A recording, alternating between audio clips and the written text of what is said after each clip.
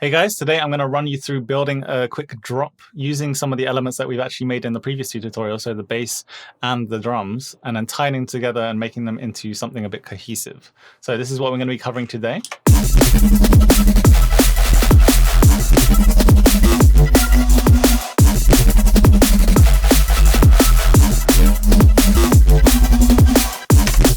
So to start off, we have the drums from the previous tutorial here. Nothing really changed about them. I've done a bit of corrective EQ, for example, to the snare top end, just judging from the mix when I was doing it.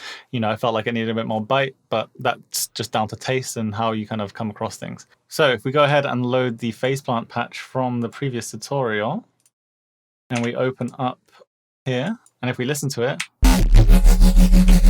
so this is what we made last time, and we can fit this into the song, you know, creatively and kind of start automating things just to make it sound a bit more interesting. So there's lots of different kind of variables that you can play with when coming up with an idea. Usually when you're working with presets, for example, you'll have lots of different macros that are already done at the top where you can kind of just play around and then, you know, come up with something that might sound good, that might work at the start of your song. But for the start, we're just going to kind of go basic and we're just going to start layering things in. So if we go ahead and mute some of the other things that we've done here. And if we bring this MIDI down and we start working with it. Now, if you listen to the song with the drums and the bass just layered on top of each other, it sounds okay. You're getting a bit of clipping going on because, you know, you're not sidechaining with the kick and snare. And we're running into a limiter right now, so it is just kind of crunching it. So that's one issue. So we could actually sidechain it, but I just want to get the pattern right here. So I'm going to open up faceplant. We're going to start playing with some of these effects here. So the first thing that my mind jumped to is actually getting the LFO rate up. So if we just play around with the LFO rate as it goes on, we can start to dial that in.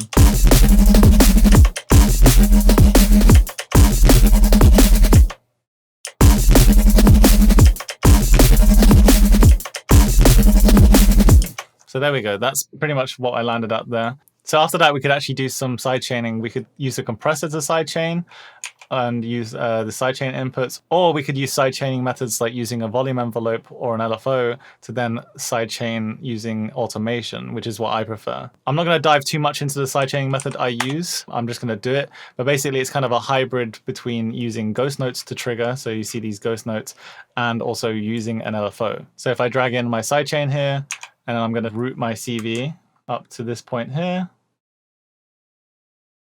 and then bring this CV down here. I'm just going to be able to get sidechain going on this bass. So if we listen now, as opposed to this,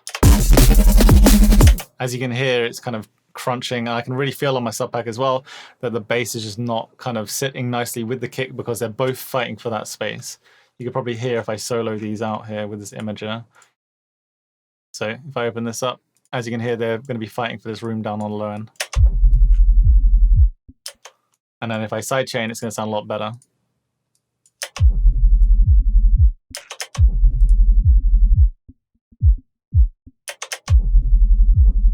So when you're working with drops, there's quite a few different techniques you can use. This one is kind of a call and response. So we have the call here, which is the first bass, and we've got the response here after that.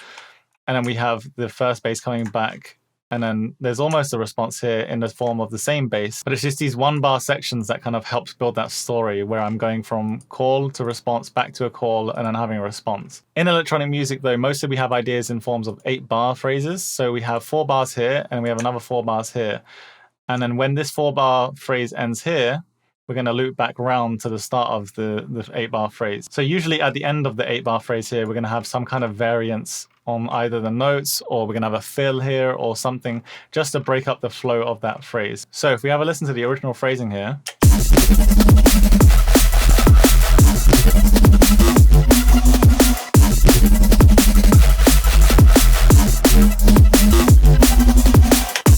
So you could also replace these last two sections with some kind of fill or some kind of break or anything.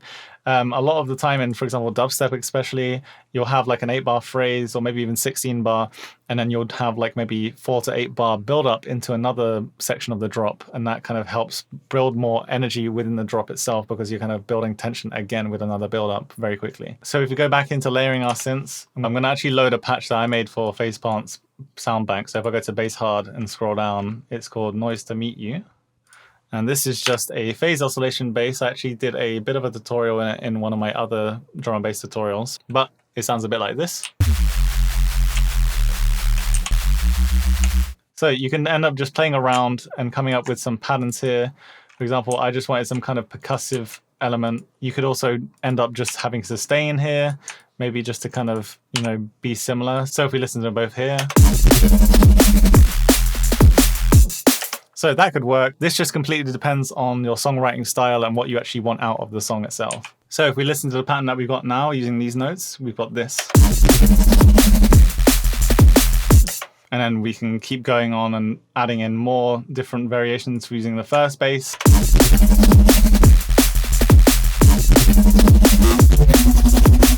So once you've got a bit of a bass sequence that we like, we can then start to add in some layers here and also changing some values so that the kind of rhythms of the basses that have those LFOs, etc., are lining up better with what we have in our heads and we're trying to put down onto the paper. So let's have a quick listen here what we got.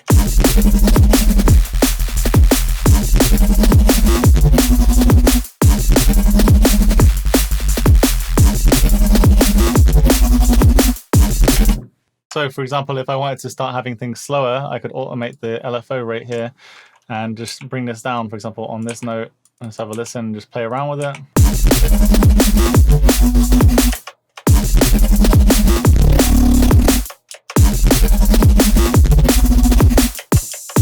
And there's no real rules when you're playing with your loops of what to do. This is completely down to your creativity. It's quite hard to sit and kind of teach creativity to someone in the form of, you know, this is how you should be making your drops, because each individual person's music is going to be different. So this kind of stuff will stem from your, you know, experience with music and songs, analyzing tracks that you like and kind of understanding how they kind of achieve the structure that they get, and those kind of things will help you out. So if we have a listen to the original version that I made, but it's stripped down, this is what we've got at the core.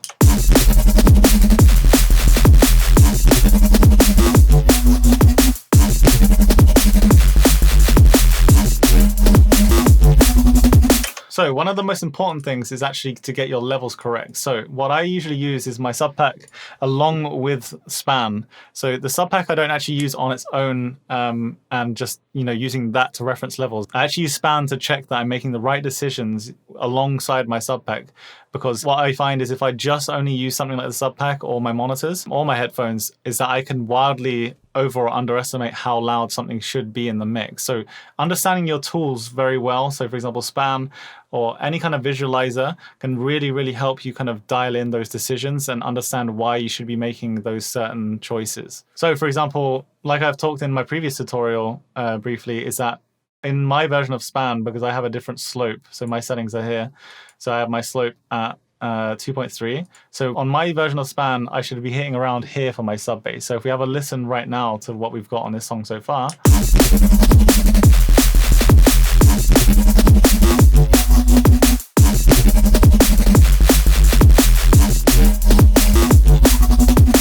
So this sub is actually a bit loud. It actually should be a tiny bit quieter than that, but this is obviously just a whip right now, so it's not as important. I also do have a limiter on the master here, so I'm just limiting it a bit. So if I start to offset one of the basses and make them quieter here, you can hear how much of a difference this is going to make in the kind of compositional structure of, you know, it just doesn't sound like it flows as well.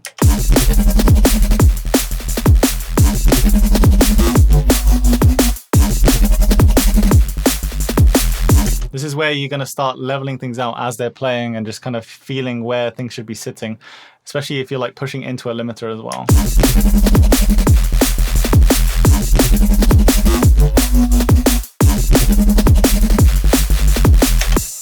Another thing to bear in mind is also layering in your track. So if you have a lot of layering going on, you might not need as much information in certain areas in the mix down on the basses, for example. So this bass here is very particularly, for example, this bass here doesn't really have much mid-range. So we have a lot of room for things to add here, like, you know, leads, other mid-range tones. I think if we actually open this up, I added in a big EQ spike here that isn't in the default patch. So as you can see, I've got a big EQ here, 7 decibels up in the mids here. I also have a side information cut as well if we bring the filter. So if you see here, I'm cutting the sides off on the sub as well. And this way I can use the sub bass from this patch as well, instead of having to cut it out and replace it with another sub underneath if I want it to be fully clean, because then I'm not going to have any side information on the sub whatsoever. Whether you need to replace the sub on a bass or not is completely dependent on the sound you're using and also the context of it. For example, on this bass, and the previous one as well with the LFO, I didn't want to replace the sub at all because it's going to be hard for me to recreate that kind of LFO sound on a bass underneath, as opposed to if I'm just using the one that's on the bass itself, and it's going to really sound like it's cleanly stitched to it rather than kind of like just Frankenstein on underneath. But for a lot of other basses, for example, if I'm doing like an 8th note kind of rocky bass, I usually will replace the sub underneath and make a clean one, because then I have more control over the pitch envelope and I can make that low end feel a lot punchier than I would if I didn't have that. So without this EQ, this is what this bass sounds like. And then with it, this is what it sounds like. So it just adds a bit more mid-range to it, so it makes it a bit clearer on most speakers. So on top of this, I actually wanted a bit more of a percussion sound, just to kind of make it a bit more interesting, because, you know, there's only so much interest you can have when you have just one bass switch to another bass. You can actually start layering in things like, you know, leads, percussion sounds, like Foley, lots of different things to kind of make an interesting transition as well. So if we have a listen here, this is what we've got going on. So this is another default FacePlant patch. If we go ahead and look for it, it's, if I just search rubber and we go rubber ring here, this is all it is. And then if we press some notes, this is what we got. Now, when layering these sounds, you can see there's a lot of sub information on this sound here. We're not going to need this at all. So we could actually cut this off inside the patch itself. We could either open up a filter, or we could do like a slice EQ somewhere here. So if we did this, we could then cut this low-end information out. We can also right-click on this to then open up the filter section, and we can change how steep this curve is. So we could go like with a 36 dB. Now if we look, we've cut out all that sub information that we do not need in that sound, because we've already got the sub happening in the sub itself. And then we've got all of these other kind of macros that we can play with to kind of change up the sound here.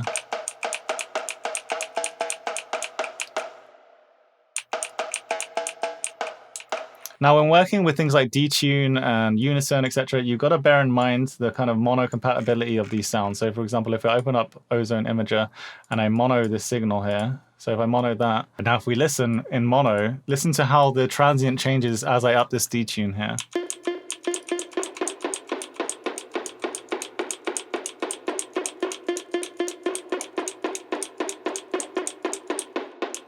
So as I up this detune, you can hear it's like starting to change the transient based on how much it's getting like detuned. So bear this in mind when you're working with stereo effects, especially things like Haas effect, which can really, really throw off the sound. So for example, if I get detune here and I add in a Haas effect and we start playing with the delay here, listen to how that transient starts to lose its definition when it's summed back to mono.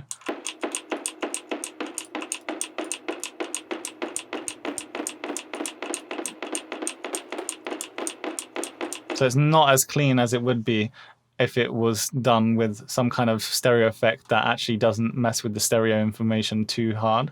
So things like Haas and unison are going to change the transient properties when you sum it back to mono.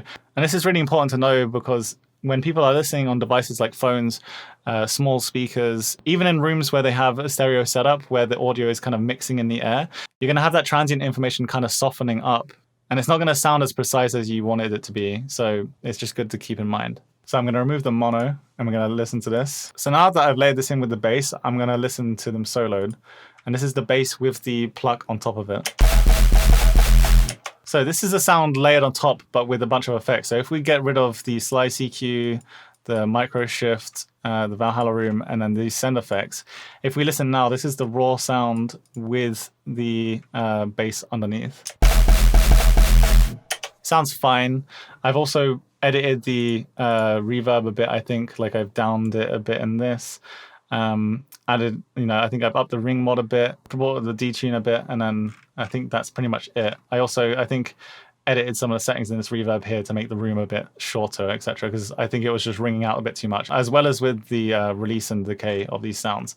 So when it comes to using presets, you can obviously dive in and edit the sound to be exactly what you want. Presets can be a very useful starting point of a sound where, you know, you're not exactly sure what you want and you're exploring, and then something gives you a spark. And it might not be exactly the right thing that you were looking for, but it's very close. So once you learn these kind of sound design techniques of how things are done, and especially like diving into the sound and kind of deconstructing it from like a layer by layer method, especially when you dive in and deconstruct sounds from like their layer by layer perspective, you can understand how certain sounds are made and then use that information to modify pre-existing patches to better fit your needs. So if we add in these effects one by one, so this slice EQ is just a low cut and a high cut.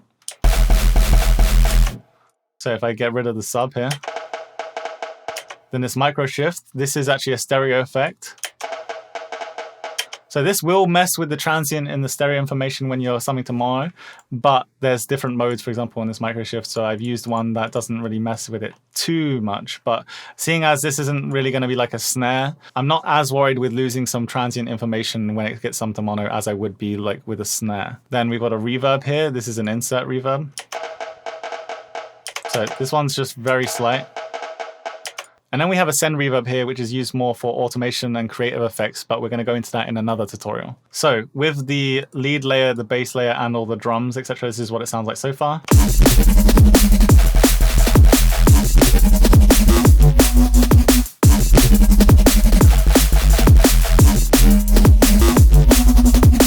So when I was listening to my whip originally, I was thinking that it needs some kind of atmosphere element just to kind of bring more intrigue into the top end and also the mid-range. And I stumbled across this patch called Blow My Whistle. And it sounded kind of what I wanted, but obviously I wanted to change it up a bit. So this is what it sounds by default. And now if we listen to the track just with this on it, instead of the one that I ended up with. So if I go ahead and copy the MIDI over and listen.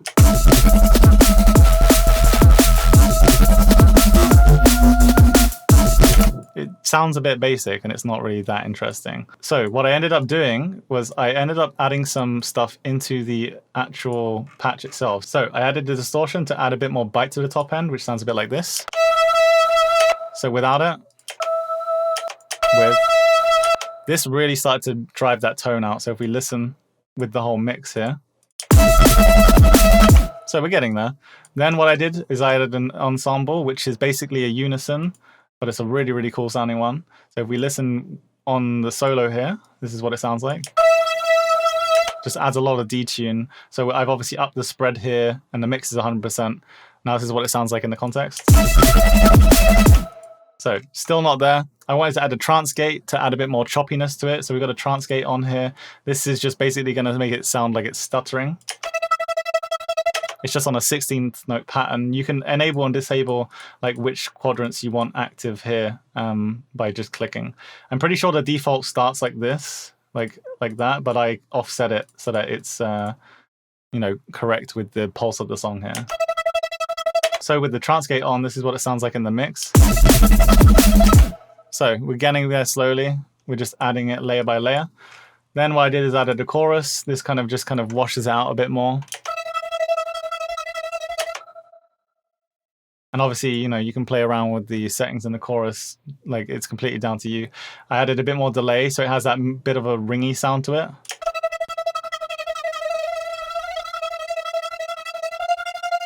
But that's also going to really change the definition of the sound. And the more delay you add, the more kind of washed out it will sound and kind of weird. So bear that in mind. And then with the slice EQ, I've just cut out all the lows and the low mids. Almost cut the fundamental out as well, as you can see here. So this is what it sounds like so far in the mix. Then what we did is added in a altar boy here. So the reason it sounds a bit off is because I'm using altar boy and the delay compensation wasn't 100% right. So I had to basically offset the trance gate to be behind for it to then sound correct. So now with the altar boy on, which is just, I'm pitching it up by 12 semitones, I'm shifting the format a bit, I'm overdriving it, and I'm also doing a dry wet mix, so it's mixing it in with each other. This is what it sounds like. Then a room reverb here. So we just got a short gate room reverb. This is dry wet mix, only 16%. Then another slice EQ. This is just to cut the lows out again after the reverb. Then I added a portal, which is a really cool granular effect. This is just to add some more kind of sustain to the note and to wash it out even more.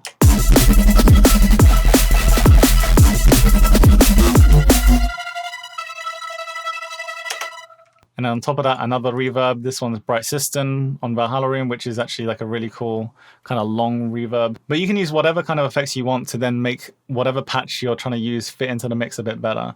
So you can either do this inside FacePlant and add things in like this, or then also do things after FacePlant and kind of then start building things on top. You could even use things after FacePlant and then use multipass to then add more effects on top of that, like multi-band effects. So this is what it sounds like with the Bright System on it. So as you can hear, it kind of rings out here. Then I added another gate on top of it to kind of chop up the reverb after. So this is what it sounds like on top of the mix.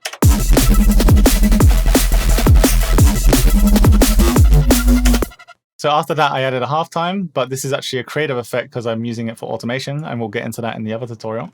And then we've got another reverb, which is another insert effect, but this one is also automated. And then we have a trance gate again, but this one is also automated. So we'll get into that in the next tutorial. So far with those three elements, with the original bass we made in that tutorial, the Noise to Meet You bass, along with the rubber ring patch, and then on top of that, the Blow My Whistle patch, this is the little idea that we've got so far.